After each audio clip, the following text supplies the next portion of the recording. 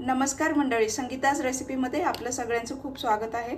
आज मी बनवणार आहे खूपच मस्त आणि खमंग कुरकुरीत एकदम अगदी भन्नाट अशी सोयाबीन वडीची टिक्की। खूपच छान आणि खमंग टेस्टी लागते, प्रोटीननी भरपूर आहे।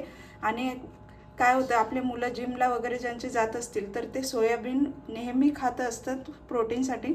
तर अशा वेगवेगळ्या रेसिपीज आपण त्यांना बनवून नक्कीच खाऊ घालू शकतो। बघा, खूपच मस्त आणि टेस्टी, आतून एकदम सॉफ्ट, खूपच मस्त खमंग सुगंध येऊ लागलाय। चला तर मग ही मस्त हेल्दी रेसिपी बनवण्यासाठी आपण सुरुवात करूया। तर हे पहा, आपण एक वाटी सोयाबीन घेतले, सोयाबीन वडी। आता हे आपण स्वच्छ धुवून घेऊया। हे पहा, मी स्वच्छ धुवून घेतले। आता आपण हे गरम पाण्यात टाकणार आहोत। पाणी गरम करायला ठेवले आणि जेवढे आपले सोयाबीन वडी बुडतील असं जरा जास्तच पाणी ठेवायचे आणि आपण त्याच्यात घालूया। याच्यामध्ये आपल्याला थोडंसं मीठ घालायचे, म्हणजे वडीला आपले छान चव येते। हे पहा, अगदी थोडंसं पाव चमचा मीठ घातले। याला थोडं हलवूया आणि हे पाण्याला वाफ आली की आपण गॅस बंद करूया। हे पहा, आता छान उकळी यायला सुरुवात झाली आहे, मस्त गरम झाले। आता याला आपण गॅस बंद करू आणि 10 मिनिट झाकून ठेवूया। तर ही आपली सोयाबीन वडी छान अशी मुरून मस्त अशी फुलली जाईल। तर हे पहा, सोयाबीन वडी खूपच छान अशी मस्त फुललेली आहे, पाण्यामध्ये एकदम सॉफ्ट झाली।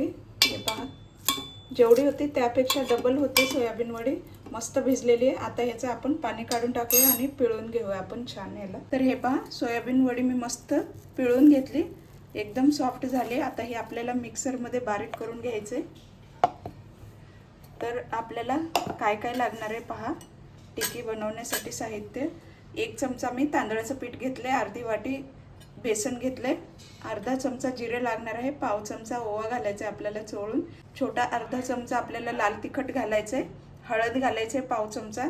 आणि हे पहा, तर हे 2 हिरव्या मिरच्या मी बारीक कट करून घेतल्यात, आलं लसूण पेस्ट आहे, कोथिंबीर घालून वाटलेला आहे 1 चमचा, कोथिंबीर मस्त अशी एकदम फ्रेश अशी कापून चिरून घेतली बारीक, भरपूर घ्यायची कोथिंबीर, त्याने टेस्ट खूप छान येतो। आणि 1 छोटा कांदा मी चिरून घेतलाय बारीक असं। हे पहा, आता हे आपण नंतर सर्व मिक्स करूया, अगोदर आपण ही सोयाबीन वडी वाटून घेऊया। तर हे पहा, एकदम 2 मिनिटाच्या आतच हे असं बारीक होऊन जातं मस्त। आता हे आपण एका बाउलमध्ये काढून घेऊया।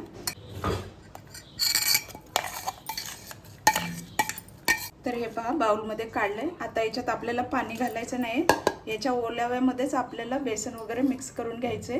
हे आपण कांदा वगैरे घालूया,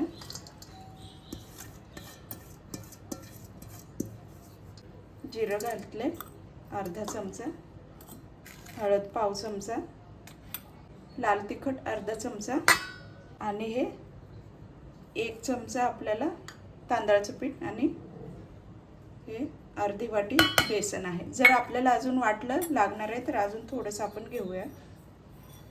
आता हा ओवा बघा, पाव चमचा आहे, हा असं चोळून टाकायचा, म्हणजे ह्याला छान अशी चव येते, खूप छान लागतं याचा टेस्ट। मीठ घालायचे, आपण वडी गरम पाण्यात टाकली तेव्हा सुद्धा मीठ टाकलं होतं, म्हणून जरासं मीठ व्यवस्थित अंदाजाने तुमच्या घाला, तुमच्या चवीनुसार तुम्ही मीठ वापरा। आता हे पहा, हे मस्त एकजीव करून घ्यायचे, छान असं मळून घ्यायचंय आपल्याला। हे पहा,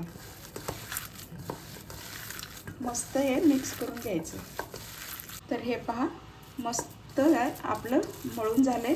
आता याचे आपण छान असे छोटे छोटे टिक्की बनवूया। तुम्हाला जशा हव्यात आणि ज्या आकाराच्या हव्यात तशा तुम्ही बनवू शकता। हे पहा,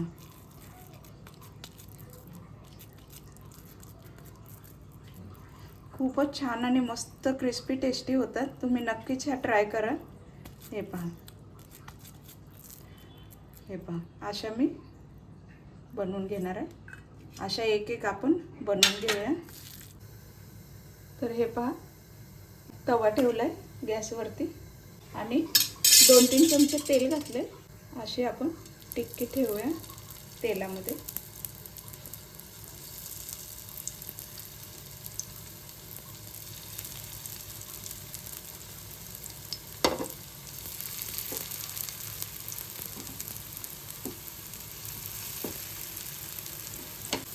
गॅस मीडियमच ठेवलेला आहे, कारण करपायला नाही पाहिजे आणि कच्चंही नाही राहायला पाहिजे.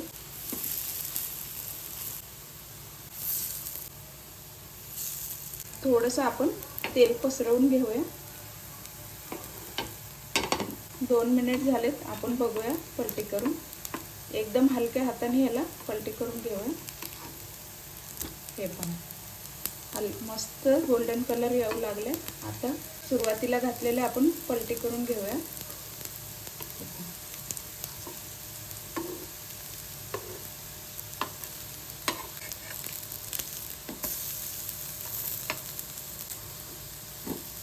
असं गोल्डन कलर आलेला आहे मस्त.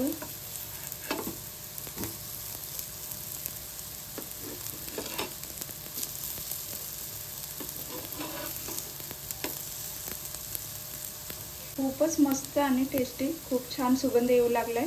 मस्त आपल्याला हे मीडियम गॅसवरती आपल्याला शेकून घ्यायच्यात. फास्ट गॅस ठेवायचा नाही, नाहीतर करपतील आपल्या. तर मीडियम होता गॅस, मी आता स्लो केलाय. एकदम छान मस्त कलर आलाय. कधी कधी अशी वेगळी रेसिपी बनवून दिली तरी मुलं खुश होतात.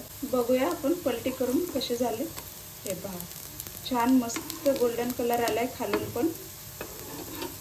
हे पहा, छान अशी क्रिस्पी भाजली मस्त खालून पण आणि वरून पण गोल्डन कलर आलाय मस्त.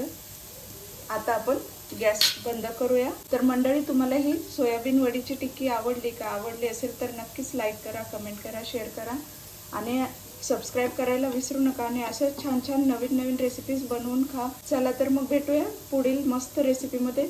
थँक्यू.